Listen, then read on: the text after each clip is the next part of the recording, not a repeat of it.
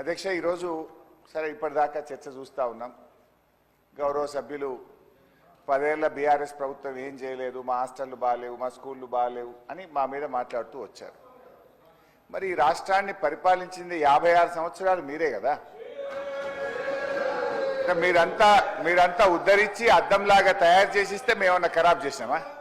మీరంతా అద్దంలాగా తయారు చేసి ఉద్ధరించిస్తే మా 10 ఏళ్ళలో ఏమన్నా ఖరాబ్ అయిందా? సో దయచేసి ఆరోపణలు చేసే ముందు వెనక్కి చూసుకోవాలి ఒకసారి. ఎందుకంటే నేను చెప్పదలుచుకున్న పాయింట్ ఏంటంటే ఇట్స్ ఎ కంటిన్యూస్ ప్రాసెస్. నిజానికి కేసీఆర్ గారి హయాంలో చాలా మంచి పనులు జరిగినాయి.